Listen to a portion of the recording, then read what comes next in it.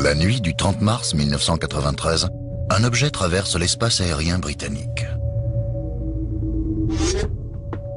Un phénomène encore inexpliqué à ce jour. Des dizaines de témoins, parmi lesquels des militaires et des policiers, disent avoir vu un mystérieux...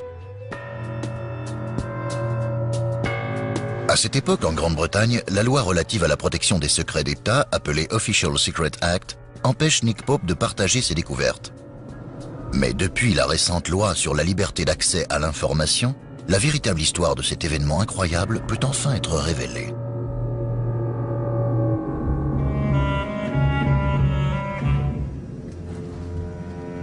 Pendant 3 ans, Nick Pope dirige un service méconnu du ministère de la Défense. Un poste peu convoité. Officiellement, j'étais à la tête du secrétariat Air Staff de A. En clair, il s'agissait du bureau des OVNI.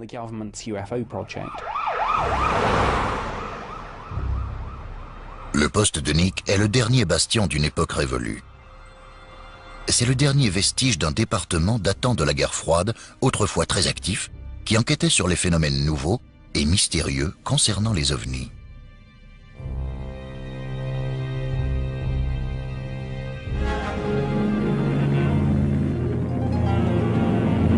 Un projet d'une importance mondiale en matière d'ufologie. En 1950, le ministère de la Défense britannique crée un groupe de travail ufologique appelé Flying Saucer Working Party, à l'initiative du président du conseil scientifique du ministère de la Défense. Mais ce projet ne survivra que 10 mois. Le rapport final stipule: il est fortement recommandé de ne pas entreprendre de recherches sur des phénomènes aériens inconnus, à moins d'être capable d'en apporter une preuve matérielle.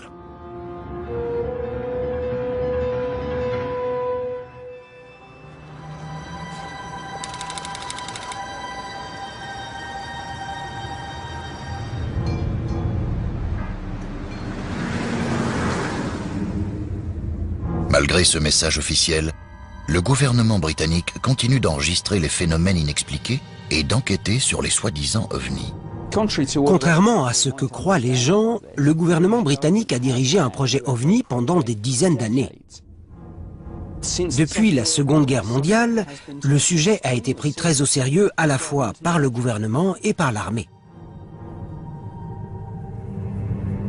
Lorsque Nick Pope prend son poste en 1991, il est très étonné par le nombre de témoignages qu'a recueilli ce département secret.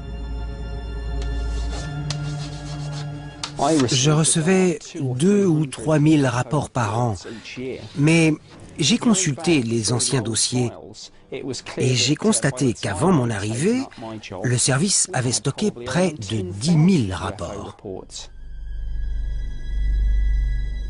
Au cours de ses 3 premières années de service, Nick reçoit en moyenne 5 rapports d'OVNI par semaine.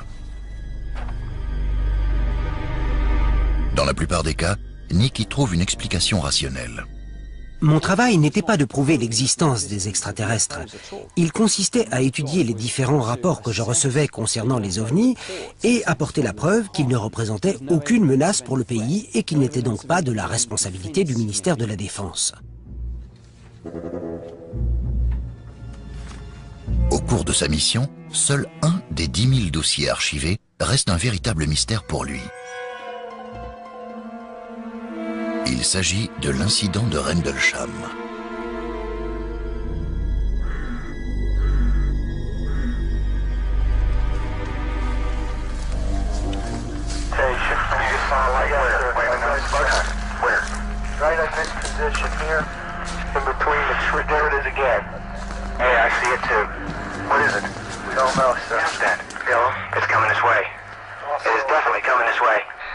On entendait la peur dans leur voix.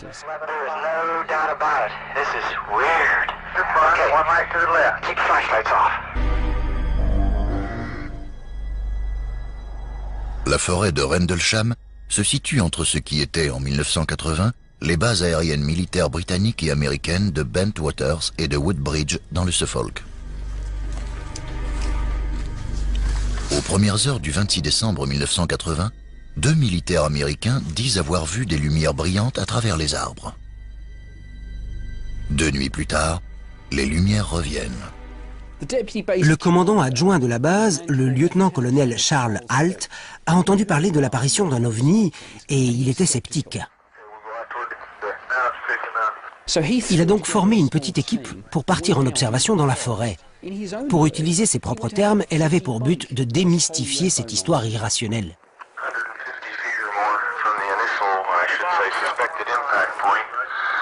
Tout au long de son excursion dans la forêt, le colonel Halt enregistre ses observations sur cassette audio. Ce que vous allez entendre est une copie de cet enregistrement.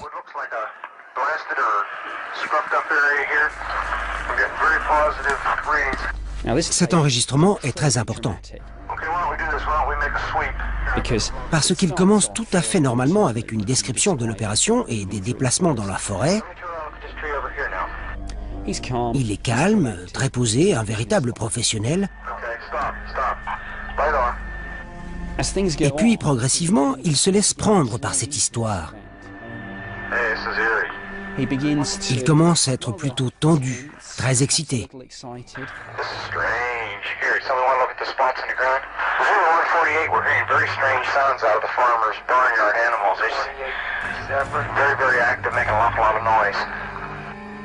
Et puis, il le voit.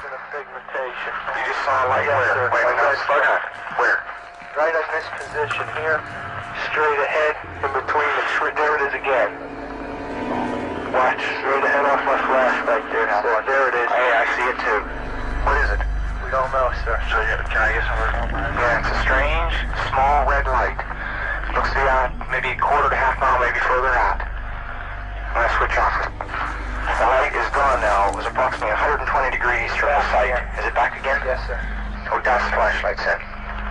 There is no doubt about it. There's some type of strange flashing red light ahead. It's yellow. I saw a yellow tinge in it too. Weird. It appears to be maybe moving a little bit this way. À un moment, la lumière s'est dirigée vers eux et on entendait que la tension commençait à monter. On entendait presque la peur dans leur voix.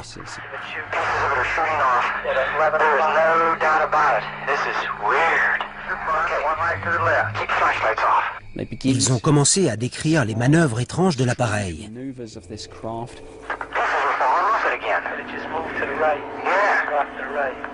Strange. Here he comes from the south. He's coming toward us now. Looks like an eye winking at you. Still moving from side to side. Les hommes que vous venez d'entendre sont convaincus qu'il s'agit d'un ovni. Et en tant que militaires d'une base aérienne, ils sont bien placés pour faire la différence entre l'ordinaire et l'extraordinaire. Peu de temps après l'incident, un grand nombre de ces témoins se sont enfermés dans le silence, disant qu'on leur avait demandé de se taire pour une question de sécurité nationale.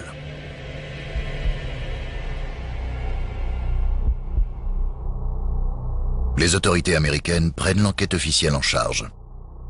Mais le rapport ne sera jamais rendu public. Un secret qui alimente la théorie de ceux qui croient aux ovnis et affirment que l'incident de Rendlesham était une couverture officielle. Quant à Nick Pope, il est convaincu que si l'affaire avait été consciencieusement menée, une explication aurait pu être trouvée.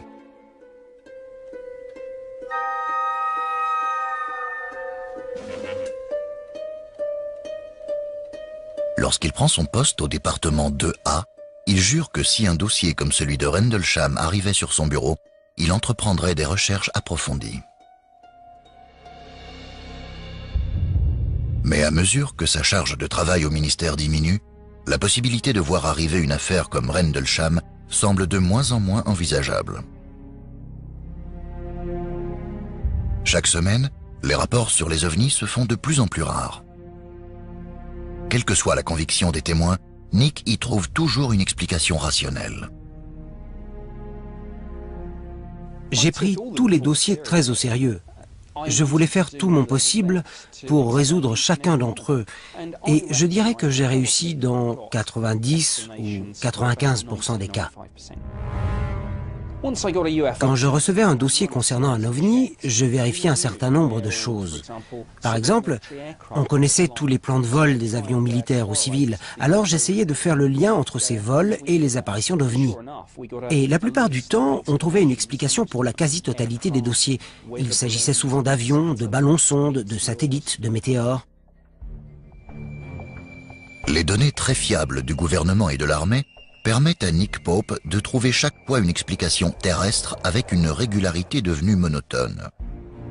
Pour ceux qui croient aux ovnis, les enquêtes de Nick Pope sont considérées comme le dernier maillon d'une longue histoire de secrets et de démentis du gouvernement. Mais Nick n'est pas de ceux-là. À chaque nouvelle affaire, son scepticisme face à l'existence des ovnis grandit.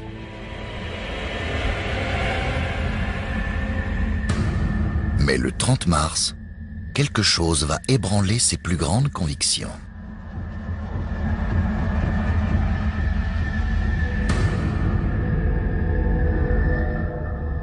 Contre toute attente, Nick Pope se laisse submerger par une apparition inexpliquée qui va le hanter pour toujours.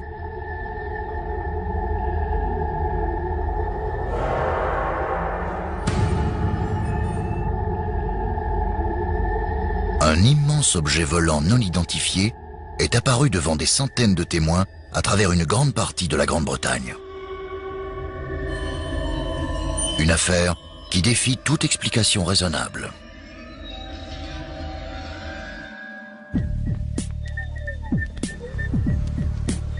Lorsque Nick arrive à son bureau le matin du 31 mars 1993, il comprend rapidement que ce ne sera pas un jour comme les autres.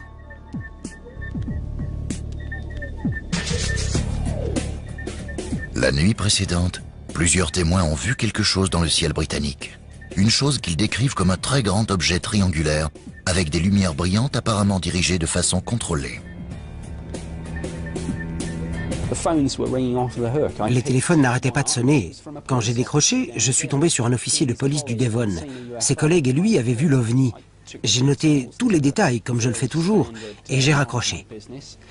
Et puis, j'ai reçu un autre coup de fil et un autre rapport sur l'OVNI en question. Et ainsi de suite, toute la journée. Les dossiers s'accumulaient au fur et à mesure et tous contenaient les mêmes informations. Et j'ai tout de suite compris que j'avais un événement de première importance entre les mains. Mais contrairement aux affaires habituelles n'impliquant que des témoignages individuels, des rapports provenant des quatre coins du pays s'accumulent sur le bureau de Nick. Des rapports qui contiennent des similarités troublantes. Ce jour-là, je crois que j'avais reçu 50 ou 60 témoignages. On ne pouvait pas nier ce que tous ces gens avaient vu. Les descriptions étaient très intéressantes. Il y avait des descriptions détaillées de l'appareil. Ce n'était pas de simple lumière dans le ciel. Mais surtout, j'avais des témoignages fiables. Ceux d'officiers de police, de militaires. Ces gens avaient vu des lumières sous un objet de forme triangulaire. C'était le point commun de tous les rapports, civils et militaires. Pendant plusieurs heures, Nick n'a aucune idée de la nature de ce mystérieux objet. Mais il est évident qu'il est hors du commun. Ce qui suit repose sur les rapports rédigés par Nick Pope au ministère de la Défense.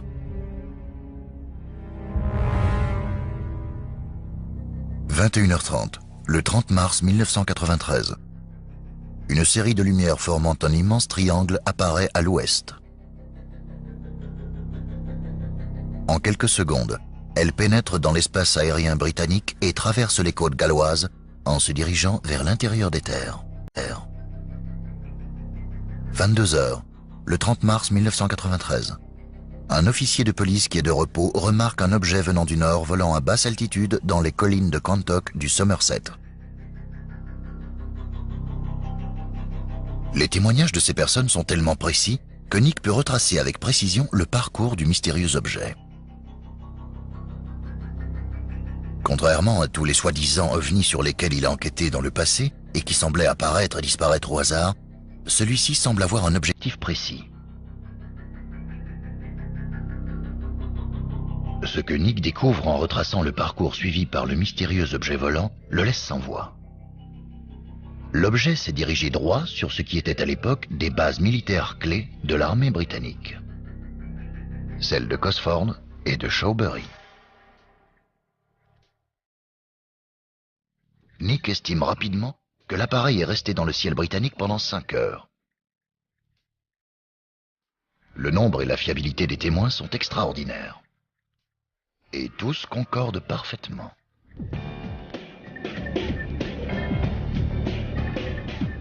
L'un de ces rapports était incroyable. Un appareil de plusieurs centaines de mètres de diamètre est décrit par le témoin comme ressemblant à 2 avions Concorde qui auraient été collés ensemble. Il est difficile d'exclure ce témoignage. En effet, l'homme qui a vu ce mystérieux appareil se diriger vers l'intérieur des terres au-dessus des côtes galloises est un officier de police. Les témoignages s'étendent de la soirée du 30 mars aux premières heures du 31. Au cours de cette période, l'imposant objet triangulaire survole une grande partie du pays en toute impunité. 1h10 du matin, Liscard dans le Cornwall. L'OVNI est aperçu par un autre officier de police qui le décrit comme un triangle de lumière brillante se dirigeant silencieusement vers le nord. Ce témoignage est confirmé par des rapports similaires peu de temps après dans le Devon et le Cornwall. Ils estiment tous sa vitesse de déplacement supérieure à Mach 2. Mais le plus important n'est pas ce que ces témoins ont vu, mais où ils l'ont vu.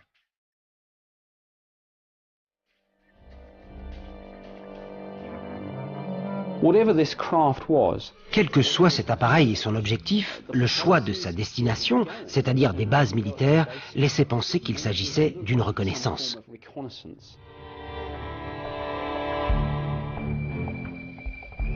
En poursuivant l'étude des différents témoignages, Nick parvient à les regrouper en 2 vagues distinctes. Ceux du 31 mars, qui décrivent l'objet comme un appareil volant à haute altitude, et ceux de la veille, disant avoir vu un immense ovni triangulaire volant à basse altitude, capable de se déplacer à une très grande vitesse.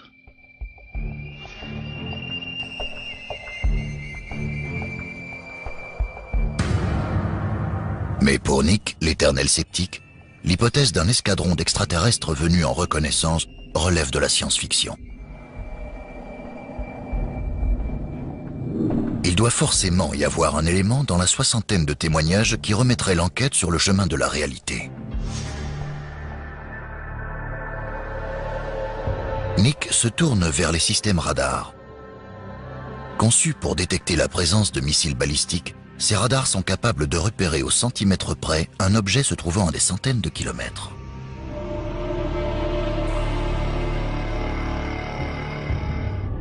Peut-être ont-ils enregistré la présence d'un ou de plusieurs objets qui pourraient expliquer la description que les témoins ont fait de l'appareil. Selon les témoins, ce qu'ils ont vu était immense, avec peut-être plusieurs centaines de mètres de diamètre. Il avait des lumières intenses et passait d'une vitesse lente à des pointes pouvant dépasser les 1600 km/h sans émettre un seul son.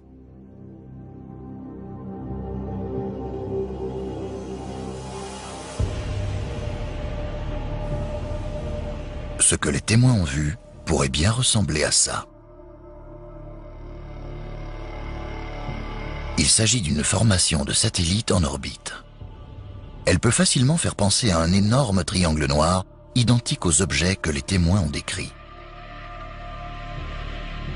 La vidéo d'un spécialiste montre à quel point il est facile de prendre un satellite pour un ovni.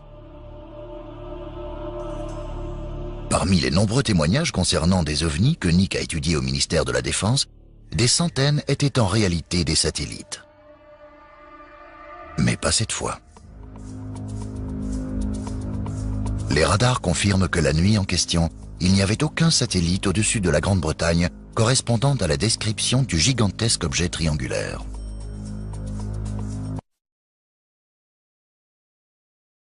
Nick se tourne alors vers un autre suspect. Les radars répertorient également les milliers de tonnes de débris spatiaux qui sont en orbite autour de la Terre. Résultat de 40 ans d'exploration.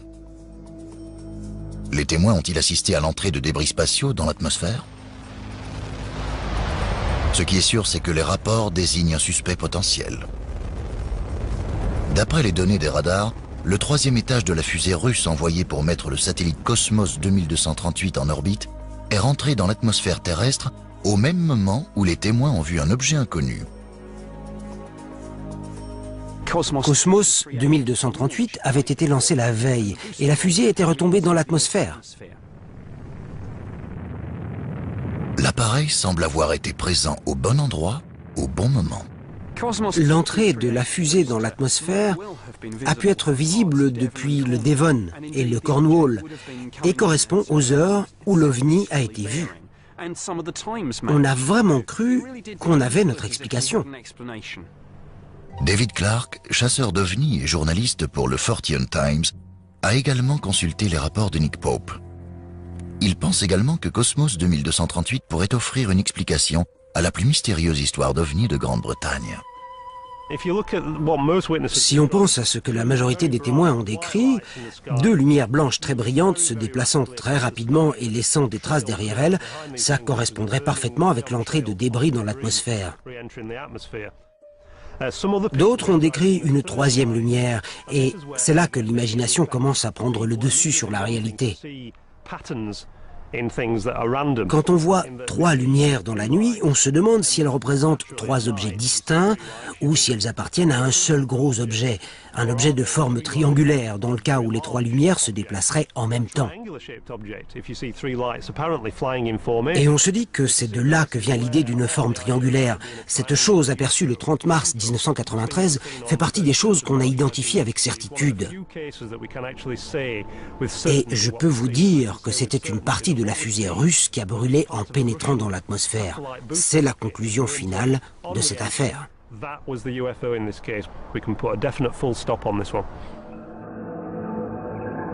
Mais Nick Pope a le pressentiment que cette affaire ne doit pas être bouclée. Une intuition qui va le mettre sur une autre piste. Cosmos 2238 aurait pu expliquer certains témoignages de cette nuit-là, surtout ceux qui l'ont vu à haute altitude à 1h10. Mais ça ne peut pas tout expliquer.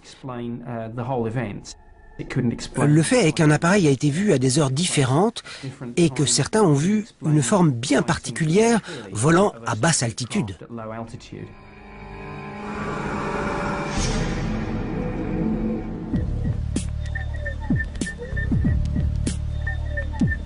Le puissant radiotélescope de l'observatoire de Jodrell Bank, dans le Cheshire, observe le ciel depuis 50 ans.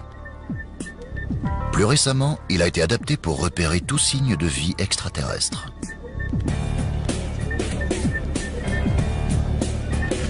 Le directeur de l'observatoire, Ian Morrison, pense également que Cosmos ne peut pas être l'explication à ce mystère. Les gens ont vu une forme lumineuse qui est restée présente pendant plusieurs minutes et sincèrement, je ne crois pas que ça puisse être les débris d'une fusée pénétrant dans l'atmosphère. Les débris de fusée ne sont visibles que quelques secondes. Ils laissent des traînées derrière eux et se déplacent à des vitesses différentes dans l'atmosphère.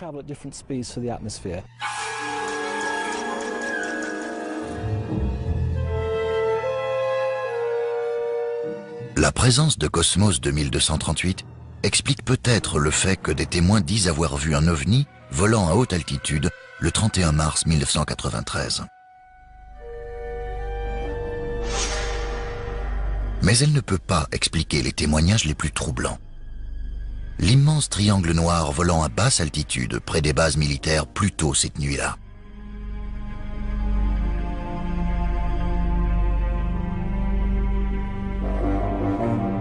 Des centaines de témoins ont appelé la police, les bases militaires et le ministère de la Défense. Beaucoup d'autres ont préféré garder le silence sur cet événement étrange. Estelle Burridge fait partie de ceux-là. Elle est passée devant la base de Shawbury à environ 22 h le 30 mars. Elle n'oubliera jamais ce qu'elle a vu dans le ciel. Je marchais depuis environ 2 km quand j'ai aperçu des lumières dans le ciel qui venaient de ma droite. J'ai cru que c'était des éclairs, mais en regardant mieux, j'ai remarqué que ces lumières brillantes faisaient un bruit de câbles électriques. C'était une sorte de crépitement. comme des bourdonnements. Alors je me suis dit que ces lumières appartenaient à un seul et même appareil. Je me suis dit, mais qu'est-ce que c'est que ces lumières? On aurait dit un objet triangulaire qui envoyait des signaux réguliers. C'était éblouissant, et en voyant toutes ces lumières, je n'avais qu'une envie, c'était de rentrer chez moi.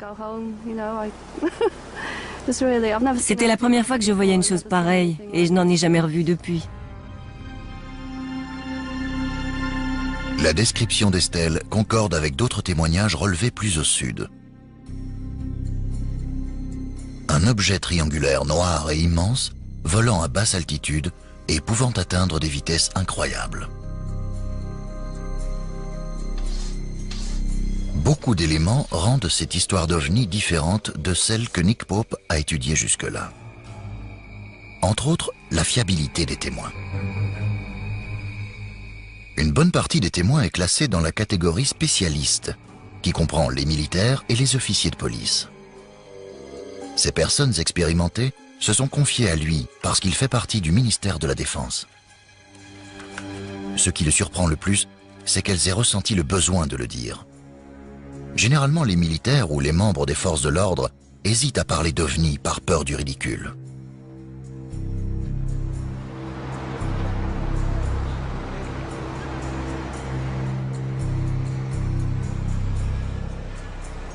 L'inspecteur Gary Esseltine est un spécialiste réputé en matière d'analyse des témoignages.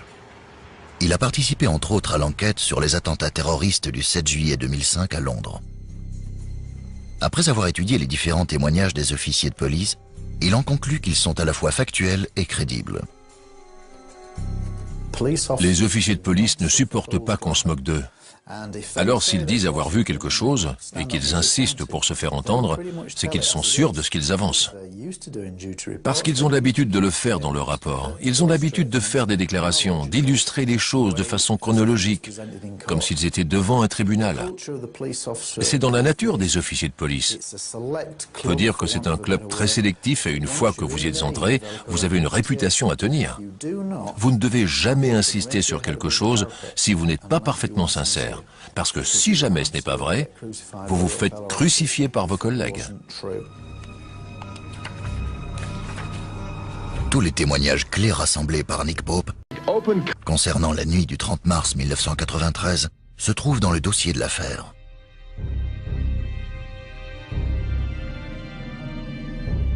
Un rapport qui contient un nombre de témoignages fiables jamais atteints par Nick Pope.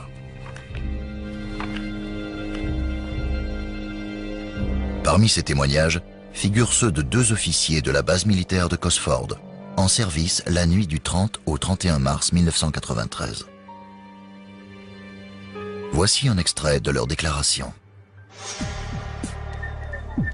Le 31 mars 1993, j'étais en patrouille sur Leeming Road, près du parking, quand j'ai vu 2 lumières brillantes au-dessus du terrain d'aviation.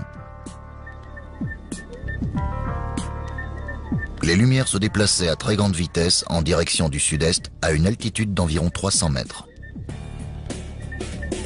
Elles avaient une forme circulaire et n'émettaient pas de rayons. Elles étaient de couleur blanc cassé et toutes de la même taille. Je suis sorti de la voiture, mais je n'ai entendu aucun bruit de moteur. Une légère lueur rouge est apparue au moment où les lumières ont disparu à l'horizon.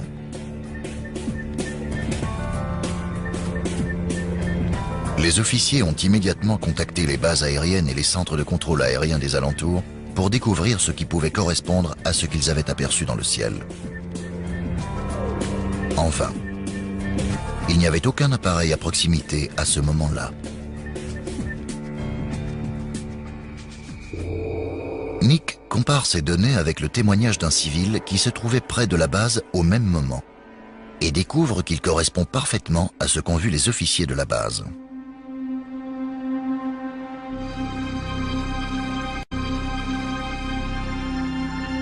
Des lumières blanc cassé correspondant à la description de l'objet volant à une altitude de 250 à 300 mètres. Tout concorde. Un autre témoignage surprenant arrive sur le bureau de Nick. Celui-ci provient de la base aérienne de Shawbury, située à 32 km de celle de Cosford. Le témoin est météorologue.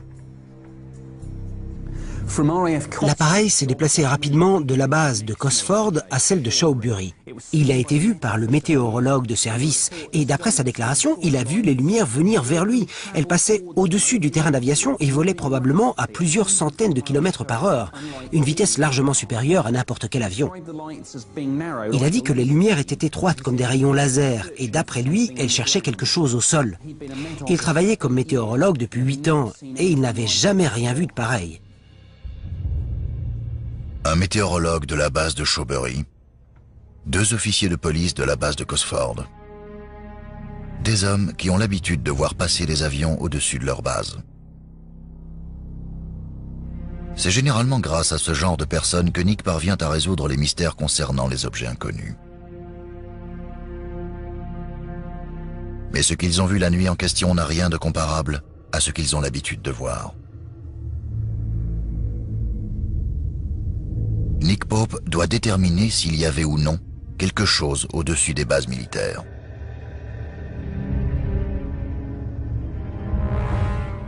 À n'importe quel moment du jour et de la nuit, on peut parfaitement savoir ce qui traverse notre ciel. On a les réseaux des installations radars civiles et militaires et on a le radar d'alerte avancé de la base de Fylingdales.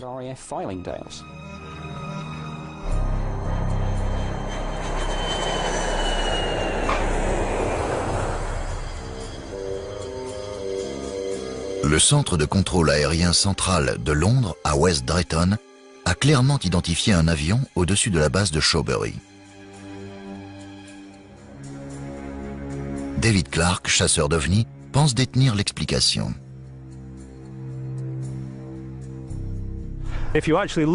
Si vous regardez le dossier du ministère de la Défense, vous allez voir que le radar du centre de contrôle a relevé la présence d'un avion à l'heure où l'objet a été repéré.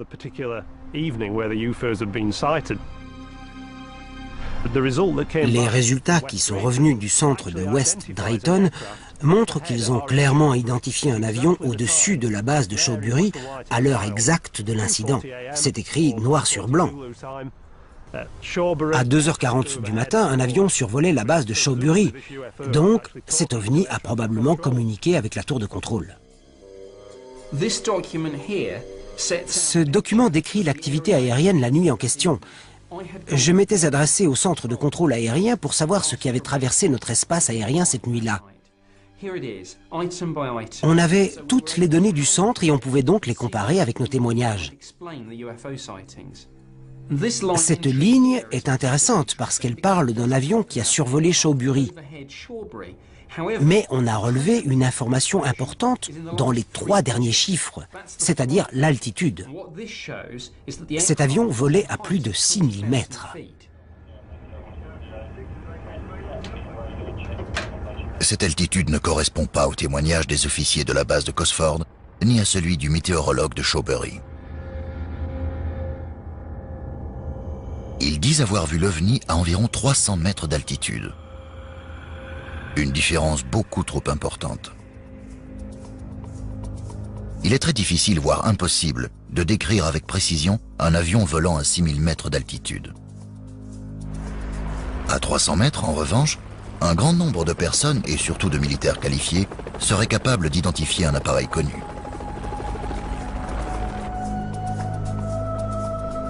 Ces témoins n'auraient jamais risqué leur réputation en signalant la présence d'un ovni avant d'avoir éliminé toutes les explications possibles.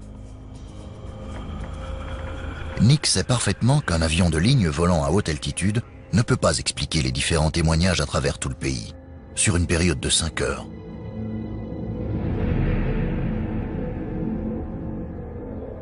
Mais les solutions commencent à manquer.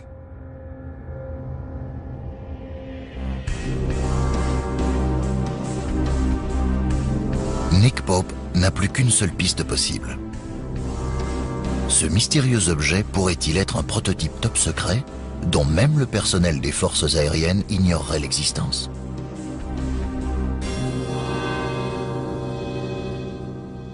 La Grande-Bretagne teste des prototypes à longueur de temps. Mais en général, on sait où nos propres engins sont testés.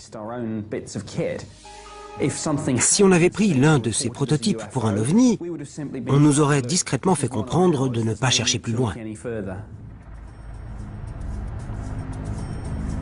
Ces prototypes, ou projets noirs, comme on les appelle, sont souvent à l'origine des apparitions d'OVNI.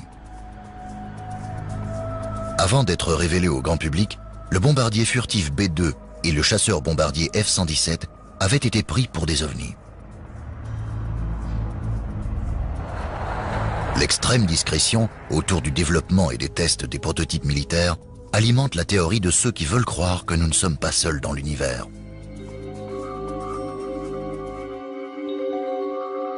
Mais Nick Pope n'en fait pas partie. Il profite donc de son poste privilégié au sein du ministère de la Défense pour poser les bonnes questions aux bonnes personnes. Le gouvernement britannique a-t-il testé un prototype au-dessus des bases aériennes de Cosford et Shawbury la nuit du 30 mars 1993? La réponse qu'il a obtenue est non.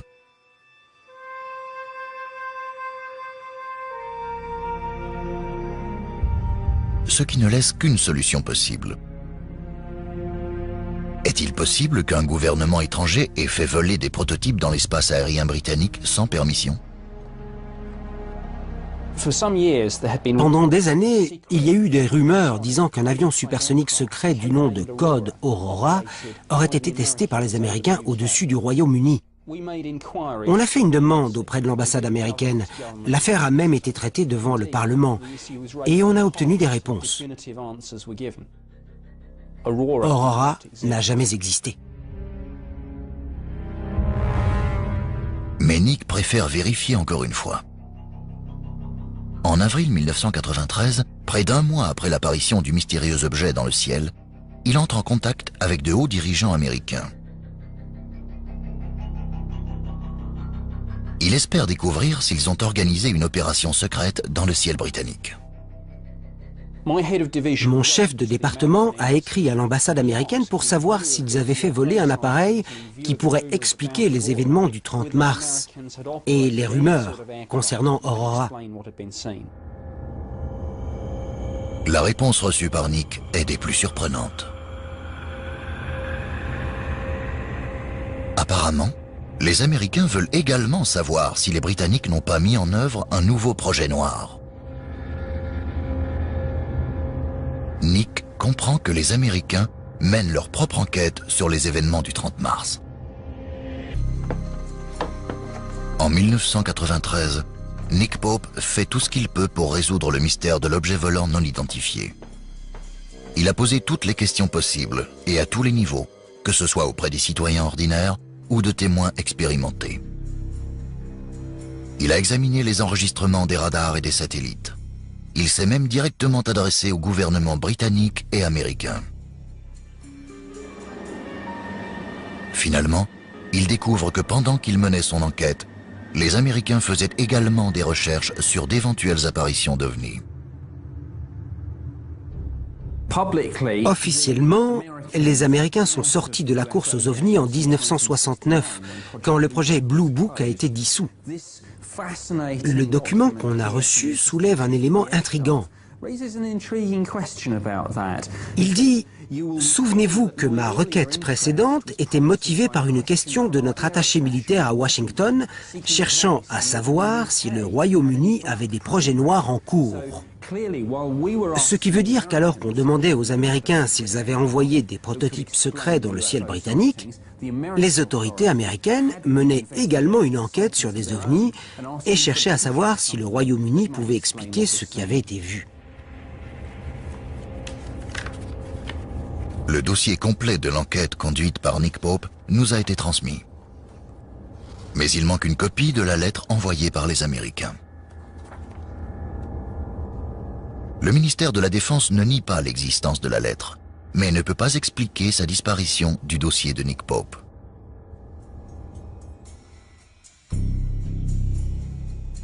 Mais en 1993, les attributions de Nick Pope sont claires. Il n'a pas été engagé pour chasser les ovnis, mais pour protéger le pays des menaces extérieures. Mon travail n'était pas de prouver l'existence des extraterrestres. Il consistait à étudier les différents rapports que je recevais concernant les ovnis et apporter la preuve qu'ils ne représentaient aucune menace pour le pays et qu'ils n'étaient donc pas de la responsabilité du ministère de la Défense. L'objet mystérieux qui a traversé l'espace aérien britannique en passant au-dessus de 2 bases militaires n'est jamais revenu.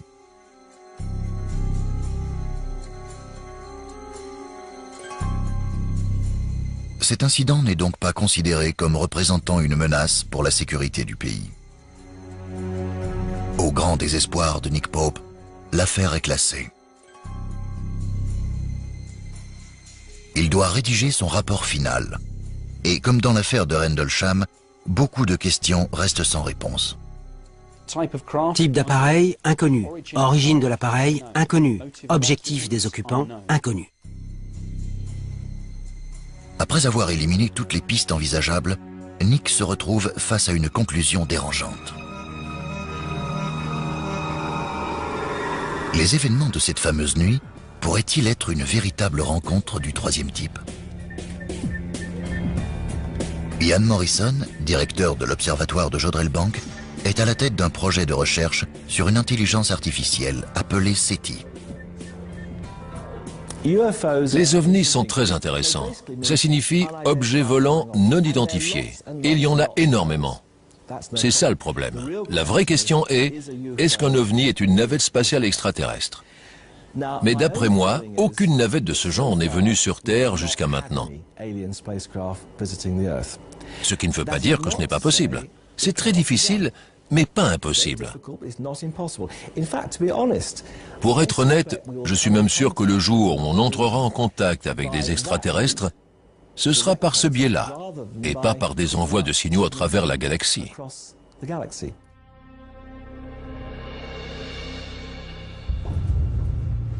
Nick Pope quitte son poste au secrétariat 2A en 1994 pour un autre poste au sein du ministère de la Défense. Il a fait son travail en relevant et en analysant tous les événements susceptibles de menacer la sécurité du pays. Mais il n'a pas trouvé l'explication rationnelle qu'il aurait souhaitée. Depuis, cette affaire ne quitte plus son esprit. J'ai mené cette enquête avec l'esprit très ouvert. Je voulais résoudre cette affaire comme toutes celles sur lesquelles j'avais enquêté. Mais au bout du compte, j'ai dû admettre qu'aucune des solutions habituelles ne faisait l'affaire.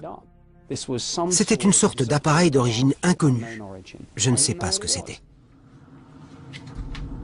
Nick Pope vit avec le sentiment désagréable que l'affaire s'est terminée à son départ. Mais officiellement, il ne pouvait rien faire. Heureusement, grâce à la récente loi sur la liberté d'accès à l'information, les éléments de l'enquête de Nick Pope ont pu enfin être révélés. Au milieu des différents documents se trouve un dossier secret. Un résumé de son enquête, écrit pour et approuvé par les supérieurs de Nick Pope. C'est du jamais vu dans les dossiers top secrets du ministère de la Défense. Il est dit, en résumé, il semblerait qu'il y ait des preuves qu'un objet ou des objets non identifiés d'origine inconnue aient survolé le Royaume-Uni.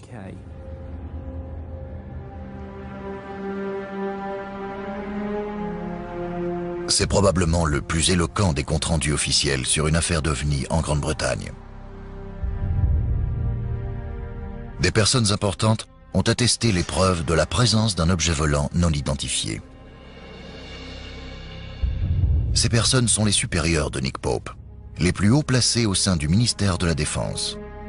Et elles ont confirmé par leur signature qu'il s'agissait bien d'un OVNI. Les recherches de Nick ont été méthodiques et méticuleuses. Et il sait désormais que son enquête a été prise très au sérieux par le gouvernement et l'armée.